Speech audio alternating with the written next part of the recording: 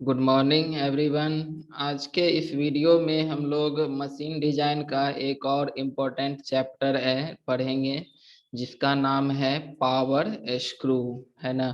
आज के डेट में जो मॉडर्न एज में बहुत सारे ऐसे डिवाइस है, मैकेनिकल डिवाइस, जिसमें पावर स्क्रू का जो यूज है वो काफी वाइडली यूज किया जाता है ना। पावर को नाम ही है यहाँ पर पावर और स्क्रू। स्क्रू जैसे हम जानते हैं कि स्क्रू एक थ्रीडेड सिलिंड्रिकल रॉड पर थ्रीडेड पार्ट होता है, जिसके ऊपर थ्रेड बना हुआ रहती है, और उसमें हम लोग नट को थ्रेडिंग करते हैं, यानी कि उसे टाइट करते हैं, या फिर जो एलिमेंट्स होता है उसमें भी थ्रेड बना हुआ रहता है, तो उसी में स्क्रू डाल के और उसको हम लोग ऑन द थ्रेड उसको टाइट करते हैं। तो यहाँ पर जो चैप्टर नेम है पावर स्क्रू, ठीक है। यानी कि स्क्रू के थ्रू हम लोग का पावर का जो ट्रांसमिशन है, तो ये भी आज के डेट में काफी पॉपुलर डिवाइस है। जैसे सबसे ज्यादा स्क्रू जैक हम लोग नाम सुने हैं कि एक स्क्रू जैक भी एक वेट लिफ्टिंग डिवाइस है, जिसका वाइडली इस्तेमाल किसी व्हीकल्स को या किसी हैवी लोड्स को उठाने के लिए हम लोग यूज करते हैं, जिसको जैक के ऊपर हम लोग एक हैवी लोड को फिक्स कर देते हैं, और स्क्रू को हम लोग सिंपल सा एक रोटेशन देते हैं, और वो एक हैवी लोड को वो रेज या फॉल करता है। तो ये है पावर स्क्रू, है ना। ये काफी मतलब यूजेबल डिवाइस है, और खास करके जैसे कि स्क्रू हो गया, नट बोल्ट हो गया, है ना। ये एक बहुत ही मतलब इम्पोर्टेंट इन्वेंशन के रूप में देखा जाता है, क्योंकि ये है एलिमेंट देखने में तो बहुत छोटा सा एलिमेंट होता है, लेकिन ये बहुत ही एक यूजफुल एलिमेंट्स है। लगभग जितने भी मैकेनिकल डिवाइस होता है उसमें हर डिवाइस में कहीं ना कहीं हमारा नट बोल्ट जॉइंट का यूज किया जाता है। इसको ज्वाइनिंग के लिए यूज करते हैं, जिससे हम लोग कुछ डिवाइसेज को फिक्सिंग करते हैं, क्योंकि ये एक टेम्पररी टाइप का जॉइंट होता है, और इससे हम आसानी से अपने कंपोनेंट्स को हम असेंबल और डिसेंबल कर सकते हैं, ठीक है।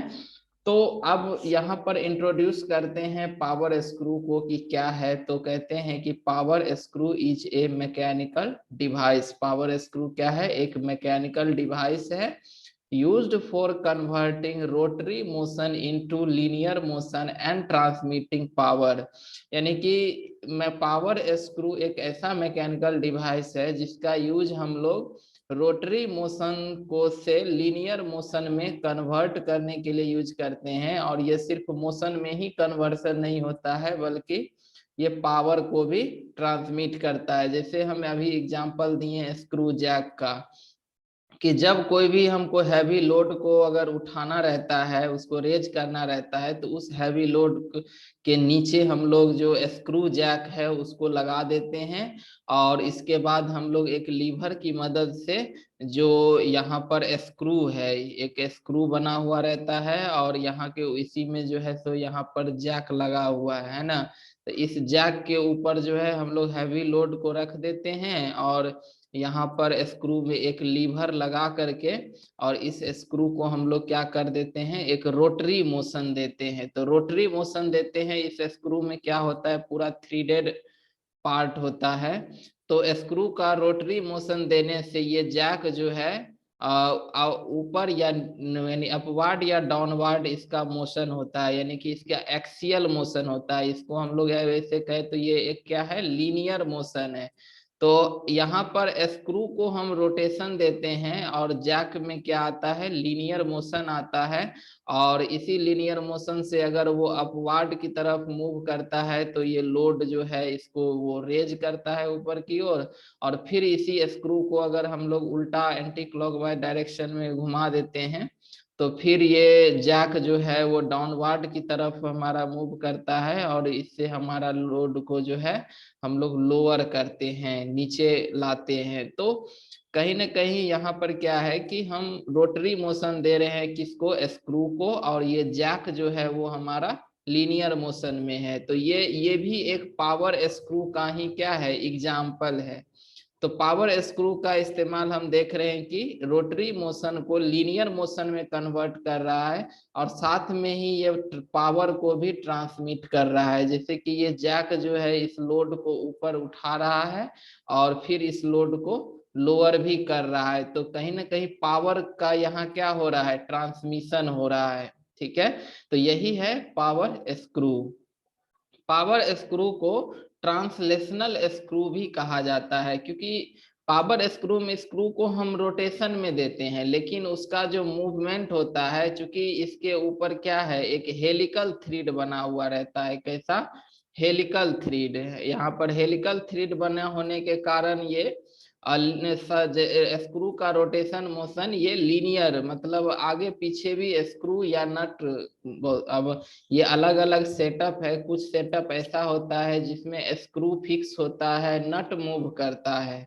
ठीक है, और कुछ चीज में ऐसा है कि जैसे कि हमारा लेथ में, लेथ मशीन सब लोग देखे होंगे कि लेथ मशीन में एक यूज होता है लेड स्क्रू। ठीक है, तो लेड स्क्रू में क्या है कि हम लोग जो कैरेज होता है वो हमारा कैरेज नट के ऊपर माउंटेड रहता है, तो सिंपल सा हम लोग वहां पर नट को घुमाते हैं तो वो कैरेज जो है पूरा का पूरा वो स्क्रू के ऊपर मूव करता है। ठीक है, और कुछ में ऐसा है जैसे यहाँ पर मान ले कि स्क्रू और स्क्रू जैक में, तो इसमें क्या है कि हमारा यहाँ पर स्क्रू जो है वो हमारा मूव कर रहा है, जबकि नट जो है वो हमारा एक जगह फिक्स्ड रहता है। ये नट के रूप में यहाँ पर क्या है, तो जैक लगा हुआ है। तो ये अलग अलग सेटअप के ऊपर है। तो पावर स्क्रू को ट्रांसलेशन स्क्रू भी कहा जाता है। सब आ गया समझ में? इसके बाद है कि हम जैसे बताए कि स्क्रू का के ऊपर जो होती है ये सिलिंड्रिकल रॉड होता है। स्क्रू क्या है, एक सिंपल सा सिलिंड्रिकल रॉड होता है और इसके ऊपर जो है हेलिकल थ्रेड बना हुआ रहता है। कैसे? हेलिकल। यहाँ पर फिगर में तो दिखाना 2D में संभव नहीं है, ऐसे सब लोग देखे ही है स्क्रू। इस तरह का इसके ऊपर क्या बना हुआ रहता है, हेलिकल थ्रेड बना हुआ रहता है। ठीक है, जिसका मतलब हम लोग यूज यही हेलिकल थ्रेड होने के कारण ये नट जो होता है वो अप या डाउन इसमें मूव करता है, और वो उसी उसमें अगर लोड भी अगर एक्ट करते हैं नट के ऊपर तो साथ में वो पावर को भी ट्रांसमिट करता है। ये कोई क्लैंपिंग डिवाइस नहीं है। क्लैंपिंग मतलब हो गया कि एक जगह पे कैसे फिक्स कर देना, मतलब हो गया कि जैसे एक बेसमेंट है, इसके ऊपर हम एक प्लेट लाएं, इस प्लेट को हम लोग यहीं पर फिक्स कर दिए तो हम कहते हैं कि ये एक क्लैंप हो गया, है ना। तो ये पावर स्क्रू कोई एक क्लैंपिंग डिवाइस नहीं है, बल्कि ये इसके पास ट्रांसलेटरी मोशन होता है ना, और वो पावर को ट्रांसमिट करता है। तो पावर स्क्रू का जो मेन एप्लीकेशंस है, ठीक है, कहाँ कहाँ है, तो पहला एप्लीकेशन है to raise the load, load को उठाने के लिए, जिसका एग्जांपल हम लोग अभी स्क्रू जैक में देखें कि किस तरह से स्क्रू जैक की मदद से हम हैवी लोड को ऊपर रेज करते हैं फिर फॉल करते हैं। तो लोड को उठाने के लिए भी पावर स्क्रू का इस्तेमाल किया जाता है। दूसरा पावर स्क्रू का जो एप्लीकेशन है वो है to obtain accurate motion in the machining operation. जैसे हम लोग वर्कशॉप में जाते हैं, ठीक है, तो वर्कशॉप में देखते हैं कि जहां पर प्रोडक्शन हो रहा है या हमारा मैकेनिकल एलिमेंट्स बन रहा है, तो वहां पर डायमेंशन का एक्यूरेसी बहुत मायने रखता है। ठीक है, कि 1 mm का भी डायमेंशन अगर वहाँ अगर इरर आता है 1 mm का भी, तो भी वो एलिमेंट हमारा यूज लाइक नहीं रह पाता है। मतलब वहाँ कहीं ना कहीं एक हमें एक्यूरेसी की काफी जरूरत होती है। तो एक्यूरेसी मैनुअली नहीं हो पाता है, क्योंकि हमारा हैंड है वो कभी ज्यादा भी इधर उधर भाग सकता है, कभी कम भी हो सकता है। तो एक्यूरेट मोशन जो है वो हम पावर स्क्रू की मदद से एक्यूरेट मोशन करते हैं। जैसे कि लेथ मशीन के ऊपर जो लेड स्क्रू लगा हुआ रहता है, और इस लेड स्क्रू के ऊपर ही जो कैरेज होता है जिस कैरेज के ऊपर हमारा मशीन का जो टूल होता है वो फिक्स रहता है, क्योंकि लेथ मशीन में तो जॉब जो है वो स्पिंडल में फिक्स होता है और वो रोटेशन में होता है, जबकि जो टूल्स होता है वो कैरेज के ऊपर माउंटेड रहता है, कैरेज के ऊपर टूल पोस्ट लगा हुआ रहता है, उसी में टूल्स रहता है। और ये कैरेज के पास जो है लीनियर मोशन होता है, इसको हम लोग आगे पीछे कर सकते हैं। तो ये जो कैरेज आगे पीछे करता है वो यहाँ पर लेड स्क्रू लगा हुआ रहता है, इसी लेड स्क्रू के ऊपर ये एक्सियल मोशन में रहता है ना। तो अब यहाँ पर है कि अगर पावर स्क्रू लेड स्क्रू के ऊपर ये कैरेज फिक्स है तो फिर क्या होगा कि हम इसमें बहुत ही एक्यूरेट मोशन दे पाएंगे, मतलब टूल को हमको जिस जगह एग्जैक्ट प्लेस पे ले जाना है वो टूल उसी प्लेस पे जाएगा, और हम वहां पर अगर हम फिक्स कर दिए तो वो टूल्स फिर फर्दर इधर उधर किसी भी प्रकार के फोर्स के कारण वो इधर उधर मूव भी नहीं करेगा। तो इससे क्या होता है कि वहां पर काफी ज्यादा एक्यूरेसी हमें प्राप्त होती है, और मशीनिंग ऑपरेशन में एक्यूरेसी का काफी महत्व है। तो यहाँ पर पावर स्क्रू की मदद से हम कैरेज को एक्यूरेट मोशन देते हैं, ठीक है।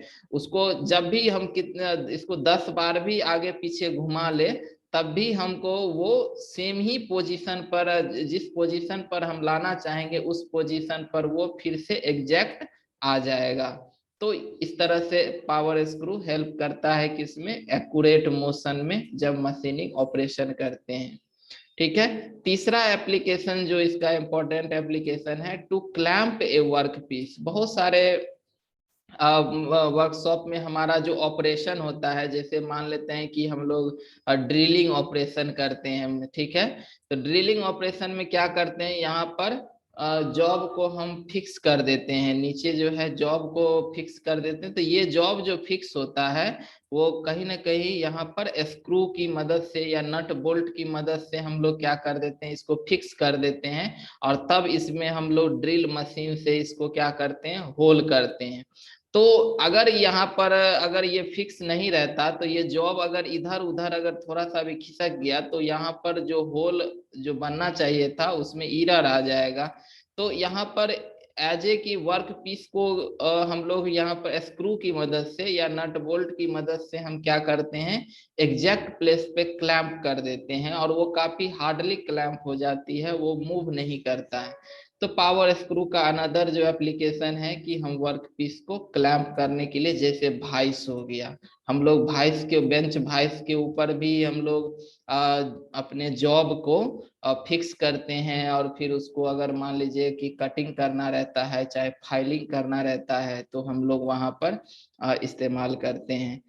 फिर चौथा जो इसका एप्लीकेशन है, टू लोड ए स्पेसिमेन, यानी स्पेसिमेन को लोड करने के लिए। जैसे हम जब जाते हैं यूनिवर्सल टेस्टिंग मशीन में, यूनिवर्सल टेस्टिंग मशीन में हम लोग जहाँ पर डक्टिलिटी, ब्रिटलनेस या हार्डनेस ये सब वगैरह चेक करते हैं, तो यहाँ पर मान लेते हैं कि जैसे डक्टिलिटी अगर हम लोग चेक कर रहे हैं और ये हमारा कोई एक जॉब है, इसको हम लोग क्या करते हैं कि जो यूनिवर्सल टेस्टिंग मशीन में दोनों तरफ क्लैंपिंग डिवाइस होता है, अब ये एक डिवाइस तो फिक्स है, दूसरा डिवाइस क्या करता है, इसके ऊपर लोड एग्जर्ट करता है, क्योंकि डक्टिलिटी टेस्टिंग होता है कि इसके ऊपर लोड की वैल्यू को लगातार बढ़ाया जाता है, और ये तब तक बढ़ाया जाता है कि जब तक कि ये हमारा फेल न कर जाए, है ना।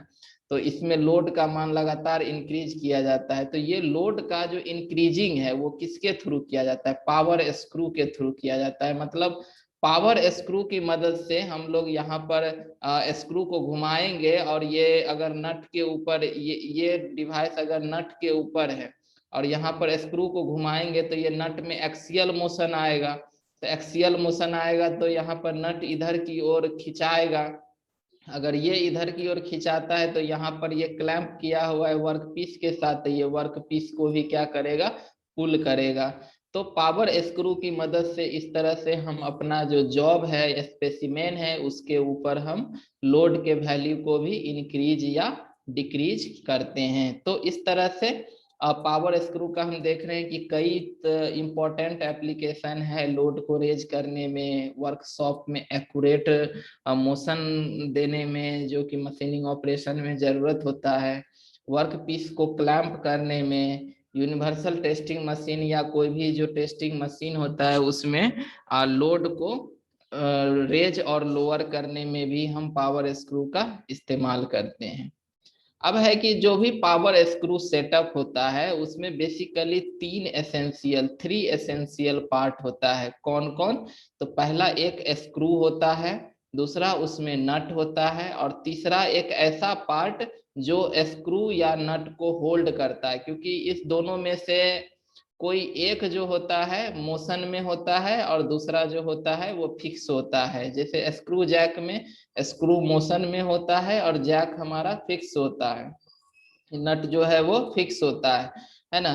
तो यहाँ पर है कि एक ऐसा पार्ट जो या तो स्क्रू या नट को अपने जगह पे फिक्स रखता है, वो पार्ट। तो पावर स्क्रू में टोटल 3 इसेंशियल पार्ट, स्क्रू हो गया, नट हो गया, और एक ऐसा पार्ट जो या तो स्क्रू को या फिर नट को अपने जगह पे होल्ड किए हुए रहता है, पकड़े हुए रहता है। तो ये 3 इसेंशियल पार्ट है पावर स्क्रू का।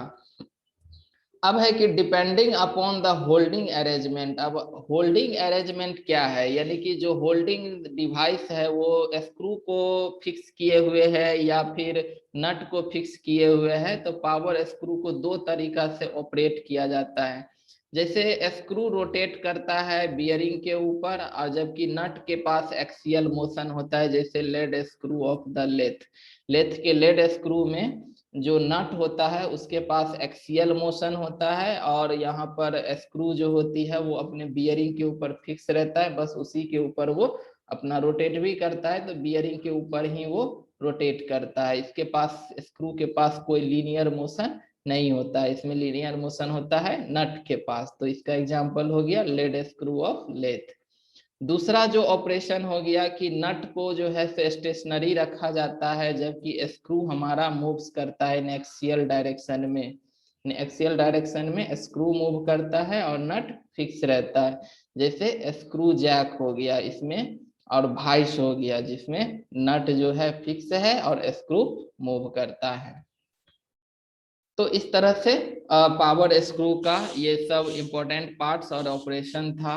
अब है कि different forms of screw thread. Screw thread का बहुत सारा फॉर्म्स होता है जो जनरली पावर स्क्रू में यूज किया जाता है, जिसमें 2 हमारा जो पॉपुलर थ्रेड है, मतलब जो पावर स्क्रू में वाइडली यूज होता है, वो है स्क्वायर थ्रेड और दूसरा है ट्रैपेजॉइडल थ्रेड। ये हमारा पावर स्क्रू में दोनों ही जो है सो काफी पॉपुलर थ्रेड यूज होता है। ठीक है, स्क्वायर थ्रेड मतलब नाम से ही क्लियर है कि थ्रेड का लगभग जो है शेप ऑलमोस्ट क्या होगा, स्क्वायर टाइप का होगा, जिसका ये हमारा फिगर दिया हुआ है, यही है हमारा स्क्वायर थ्रेड, जिसमें थ्रेड को हम देख रहे हैं कि एज ए एक फ्लैट सरफेस टाइप का होता है ना, और ये स्क्वायर है। तो ये तीनों, इसका यहाँ से अगर साइड व्यू में हम देख रहे हैं तो ये 3 साइड इसका दिख रहा है, तो ये तीनों बराबर होती है। और ये मतलब है तो थ्रेड ही ना, तो थ्रेड होगा तो वो हेलिकल टाइप ही होगा, लेकिन हेलिकल टाइप थ्रेड को किसी भी एक पॉइंट या किसी भी एक सेक्शन के ऊपर अगर हम लोग एरिया को कट करेंगे तो वो हमको एक स्क्वायर शेप का दिखेगा। यहाँ पर कहने का मतलब ये हो गया कि स्क्वायर कहने का मतलब हुआ कि किसी भी थ्रेड के किसी भी पार्ट के ऊपर, एक पॉइंट के ऊपर अगर हम उसको सेक्शन करते हैं तो वो स्क्वायर शेप का दिखेगा। इसमें पी जो है इस स्क्वायर थ्रेड का, ये पी जो है वो पिच है। पिच किसको कहते हैं? तो पिच हो गया कि एक थ्रेड का सर्टेन पॉइंट से लेके उसका अगला थ्रेड का सेम पॉइंट, अगर हम लोग यहाँ का इस थ्रेड का मिडिल पॉइंट लेते हैं तो इस थ्रेड अगले थ्रेड का भी मिडिल पॉइंट लेंगे, और इसी दोनों के बीच का दूरी जो है अब पिच कहलाएगा। या फिर अगर हम इस एक थ्रेड का अगर इंड पॉइंट, ये वाला इंड पॉइंट लेते हैं, तो अगले थ्रेड का ये इंड पॉइंट, मतलब जो करस्पॉन्डिंग पॉइंट जो होगा एक थ्रेड और दूसरे थ्रेड के, उसी के बीच के डिस्टेंस को ही हम लोग क्या कहते हैं, पिच कहते हैं। ठीक है, तो इसमें जो थ्रेड का जो थिकनेस होता है वो पिच, टोटल पिच का आधा होता है, यानी एक पिच का आधा होता है टूथ, ये टूथ बोल रहे हैं यहाँ पर, थ्रेड का थिकनेस जो है। ठीक है, और इसका हाइट भी, अब चूंकि यहाँ पर स्क्वायर है तो ये हाइट भी क्या होगा, हाइट भी p/2 के बराबर ही होगा। एक दूसरा जो पॉपुलर टाइप का थ्रेड है जो ट्रैपेजॉइडल थ्रेड है, मतलब कि अगर थ्रेड के किसी भी पॉइंट के ऊपर अगर हम सेक्शन करेंगे तो वो हमको एक ट्रैपेजॉइडल शेप का दिखेगा, तो वो ट्रैपेजॉइडल थ्रेड कहलाएगा। ट्रैपेजॉइडल थ्रेड के बीच का जो थ्रेड एंगल होता है ये कितना, 30 डिग्री का होता है। इसमें भी पिच पॉइंट क्या हो गया कि एक थ्रेड का एक पॉइंट दूसरे थ्रेड के कोरस्पॉन्डिंग पॉइंट के बीच का जो डिस्टेंस होती है उसी को हम पिच कहते हैं। तो यहाँ भी थ्रेड का जो हाइट होता है वो p/2 के बराबर होता है। तो ये क्या है, ट्रैपेजॉइडल थ्रेड।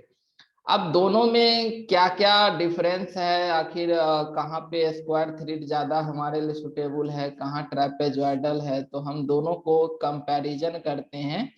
तो स्क्वायर थ्रेड में जैसे पहला कंपैरिजन जो हो गया कि स्क्वायर थ्रेड का जो इफिशियंसी होता है वो मोर देन ट्रैपेजॉइडल थ्रेड होता है, यानी कि इस इफिशियंसी की कैलकुलेशन हम लोग आगे क्लास में करेंगे, लेकिन वहां पर भी हम देखेंगे कि जनरली इसको याद भी रखेंगे कि स्क्वायर थ्रेड जो होता है उसकी इफिशियंसी ट्रैपेजॉइडल थ्रेड से ज्यादा होता है, जबकि ट्रैपेजॉइडल थ्रेड में जो इफिशियंसी होती है वो स्क्वायर थ्रेड से लोअर होता है। तो इफिशियंसी किस में ज्यादा मिलता है, तो स्क्वायर थ्रेड में हमको ज्यादा इफिशियंसी मिलती है। दूसरा comparison, there is no side thrust on the nut. यहाँ पर जो है स्क्वायर थ्रेड में अगर हम लोग नट लगाते हैं, जैसे कि अगर हम लोग स्क्वायर थ्रेड को अगर हम इस तरह से बना के अगर हम देखें, ये एक स्क्वायर थ्रेड है, तो इसके ऊपर नट है, तो इसके ऊपर अगर यहाँ पर लोड लगता है कोई भी, तो ये सीधा एक तरह का क्या है, एक वर्टिकल लोड है। इसका, इस लोड का कोई भी कंपोनेंट ऐसा नहीं है जो मतलब इसका इस डायरेक्शन में हो, जो नट के ऊपर क्या करे, थ्रस्ट पैदा करे, है ना।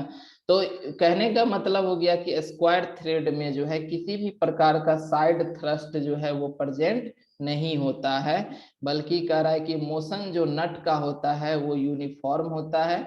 इस कारण से जो लाइफ होता है नट का वो ज्यादा होता है, क्योंकि नट के ऊपर इसमें कोई खास असर नहीं करता, क्योंकि किसी भी प्रकार का इसमें साइड थ्रस्ट नहीं होती है, तो इसीलिए नट का लाइफ जो है स्क्वायर थ्रेड में वो ज्यादा होता है। जबकि हम लोग ट्रैपेजॉइडल थ्रेड में जाएंगे, जैसे इसको हम लोग यहाँ पर वर्टिकली फिगर बना के देखें, तो ये एक क्या है, ट्रैपेजॉइडल थ्रेड है ना, ये ट्रैपेजॉइडल थ्रेड है। इसमें अगर हम लोग नट लगाते हैं और इसके ऊपर अगर यहाँ पर नॉर्मल लोड इसके ऊपर अगर लगता है कोई भी, तो हम देख रहे हैं कि ये एज एक एंगल पर, ये नॉर्मल लोड जो है वो सर्टेन एंगल पे है, तो इसको अगर हम कंपोनेंट ब्रेक करें तो एक टेंजेंशियल डायरेक्शन में आएगा और एक जो है हमारा रेडियल डायरेक्शन, यानी कि एक हॉरिजेंटल कंपोनेंट आएगा और एक वर्टिकल कंपोनेंट आएगा। तो वर्टिकल कंपोनेंट तो रिस्पॉन्सिबल है पावर ट्रांसमिशन के लिए, ये पावर ट्रांसमिट करता है, जबकि ये जो हॉरिजेंटल कंपोनेंट है ये हमारा थ्रस्ट है, तो ये नट के ऊपर थ्रस्ट लगाएगा। तो ट्रैपेजॉइडल थ्रेड में क्या है कि साइड थ्रस्ट होता है, जिससे नट के ऊपर जो है एक हमेशा थ्रस्ट लगते रहता है, इस कारण से जो नट का परफॉर्मेंस है वो कमेगा, यानी कि उसकी लाइफ जो होगी वो घटेगा। तो ये घटना होता है किसमें, ट्रैपेजॉइडल थ्रेड में। तो कोई साइड थ्रस्ट प्रेजेंट नहीं होता है स्क्वायर थ्रेड में, जबकि साइड थ्रस्ट होता है ट्रैपेजॉइडल थ्रेड में। तीसरा कंपैरिजन कि स्क्वायर थ्रेड जो होता है ये डिफिकल्ट टू मैन्युफैक्चर, इसका मैन्युफैक्चरिंग डिफिकल्ट होता है क्योंकि इसको जनरली लेथ के ऊपर टर्न किया जाता है और इसमें जो कटिंग टूल यूज होता है वो single point cutting tool use होता है। तो अब स्वाभाविक है कि सिंगल पॉइंट कटिंग टूल है, एक ही पॉइंट पे कटिंग हो रहा है, तो इसमें काफी समय लगेगा, काटने में क्या कर लगेगा, समय भी लगेगा। तो एक तरह से ये एक्सपेंसिव ऑपरेशन हो जाता है। ठीक है। वही ट्रैपेजॉइडल थ्रेड की बात करें तो इसका जो मैन्युफैक्चरिंग है वो थोड़ा इजी होता है स्क्वायर थ्रेड से, क्योंकि ये मिलिंग मशीन के ऊपर बनाया जाता है और इसमें जो यूज होती है वो मल्टी पॉइंट कटिंग टूल, मतलब एक साथ जो है वो कई पॉइंट पे जो है कटिंग टूल कट करते रहता है। तो इस कारण से इसका प्रोडक्शन रेट काफी हाई होता है multi point cutting tool use करने से। बहुत जल्दी जल्दी इसका प्रोडक्शन होता है और इस तरह से ये एक इकोनॉमिकल बन जाती है। नेक्स्ट कंपैरिजन है कि स्क्वायर थ्रेड के पास जो है less thickness at core diameter. अब यहाँ पर देखिए कि यहाँ कंपैरिजन करते हैं कि ये इसका कोर है, यहाँ पर ये जो है ये स्क्वायर थ्रेड का कोर है, और ये जो है यहाँ पर ट्रेपेजॉइडल का ये पॉइंट ये इसका कोर है। तो हम लोग देख रहे हैं कि यहाँ पर जो कोर डायमीटर है वो ट्रेपेजॉइडल में ज्यादा है, जबकि स्क्वायर थ्रेड में ये कोर डायमीटर क्या है, कम है, लोअर है, और ट्रेपेजॉइडल में कोर डायमीटर ज्यादा है। तो यानी कोर कोर ज्यादा मजबूत किसका है, तो ट्रेपेजॉइडल का कोर क्या है, ज्यादा मजबूत है। तो इसका मतलब ये हो गया कि ट्रेपेजॉइडल जो है वो ज्यादा लोड को वो मतलब कैरी कर सकता है ना।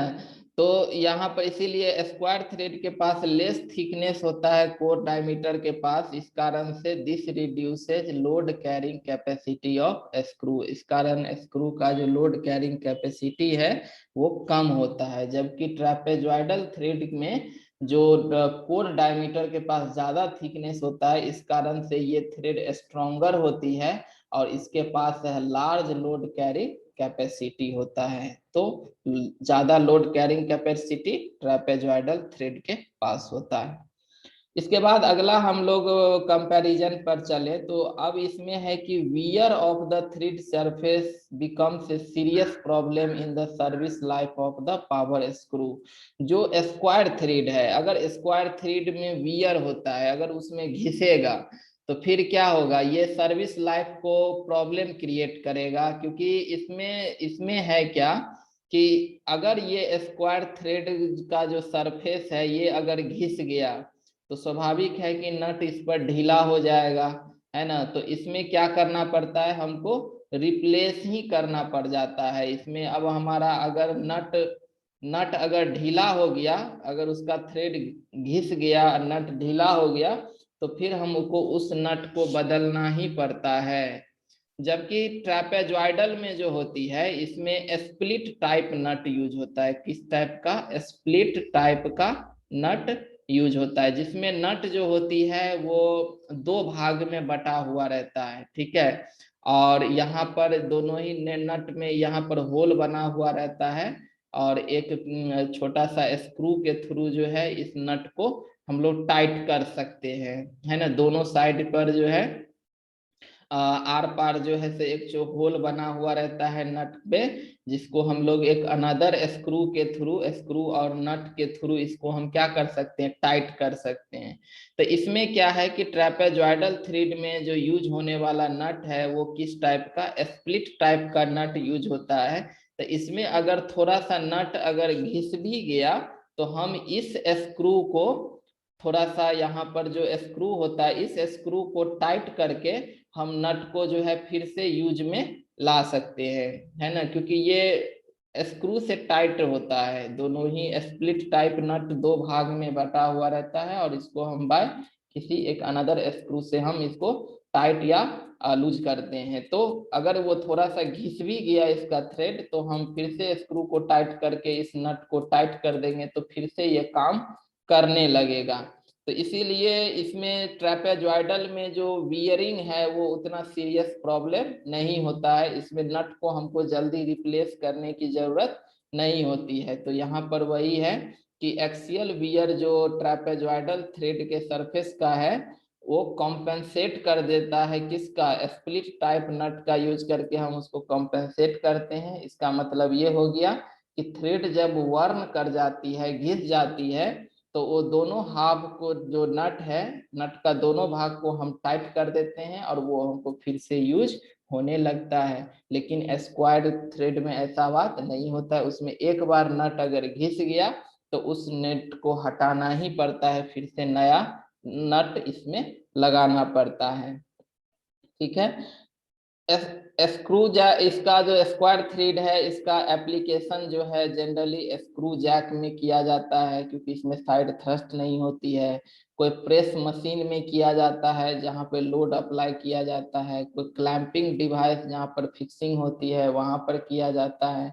जबकि ट्रापेजॉइडल का जो यूज है वो हमारा सर्टेन मतलब पावर ट्रांसमिशन जैसा डिवाइस, जैसे कि मशीन टूल्स वगैरह में ये थ्रेड का यूज किया। जैसे लेड स्क्रू हो गया जो लेथ मशीन में यूज होता है, उसमें यही ट्रेपेजॉइडल टाइप का थ्रेड यूज होता है जो पावर ट्रांसमिशन के लिए मशीन टूल में यूजफुल होती है।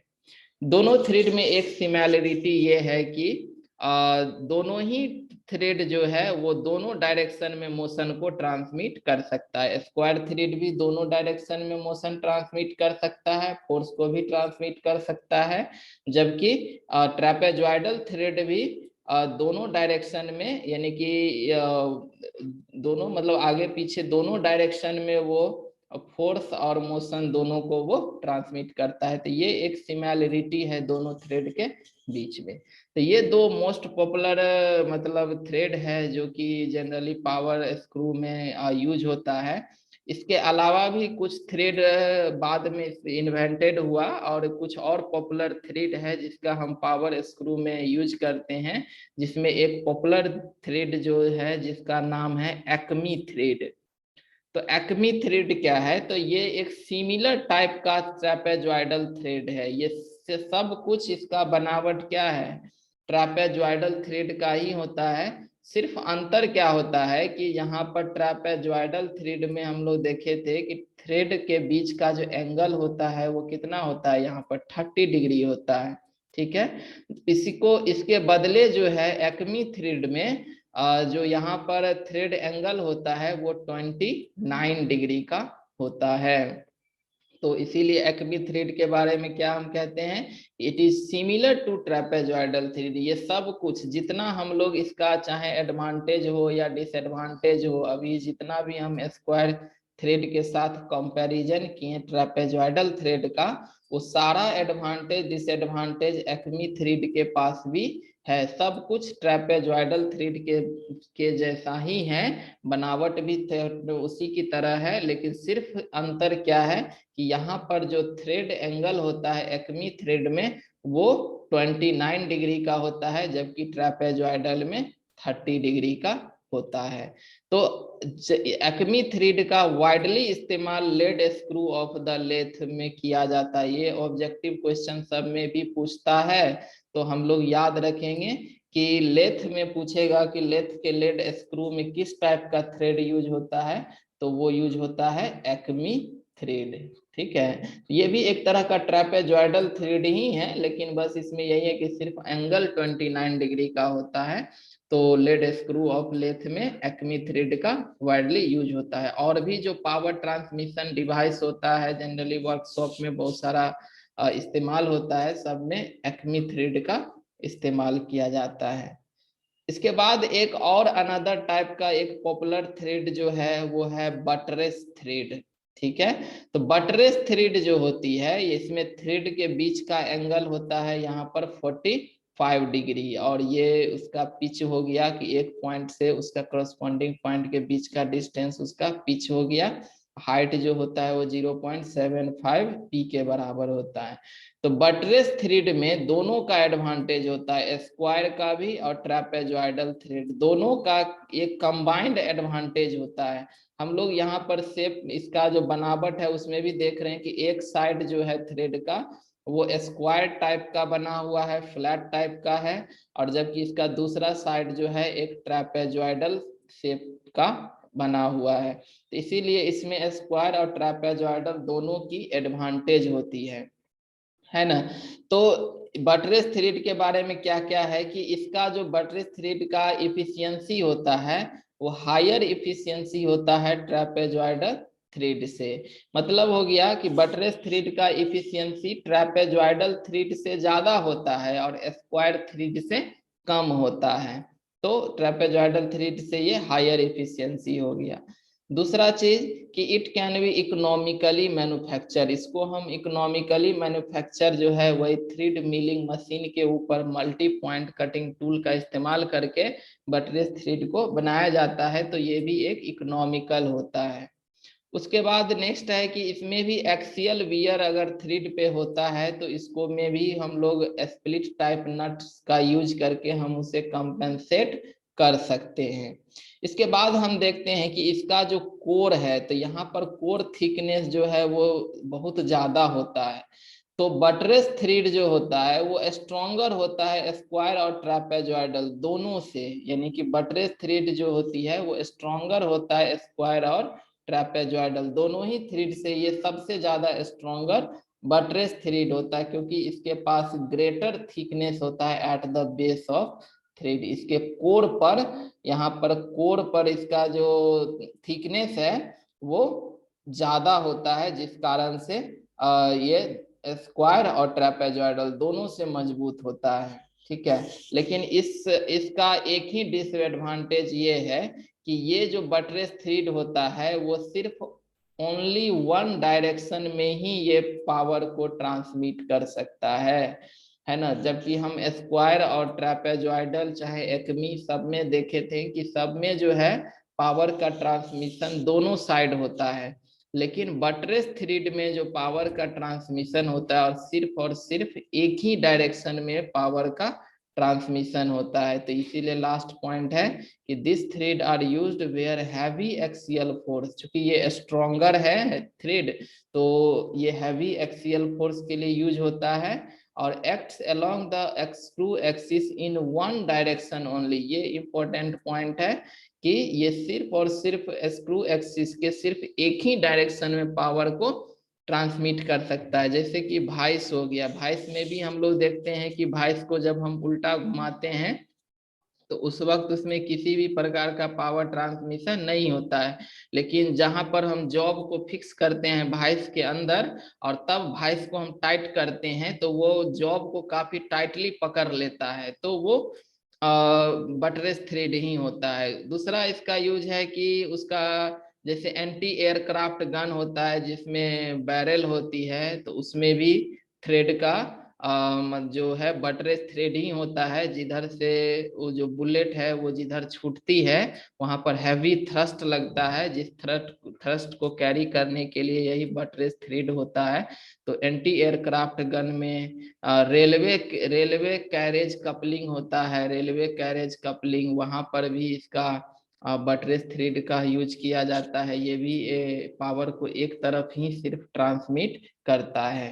तो इस तरह से हम पावर स्क्रू का डिफिनीशन, उसका ऑपरेशन और डिफरेंट टाइप्स ऑफ जो थ्रेड जनरली पावर स्क्रू में यूज होता है उसके बारे में हम लोग पढ़े। तो आई थिंक कि ये इतना सबको क्लियर हो गया होगा।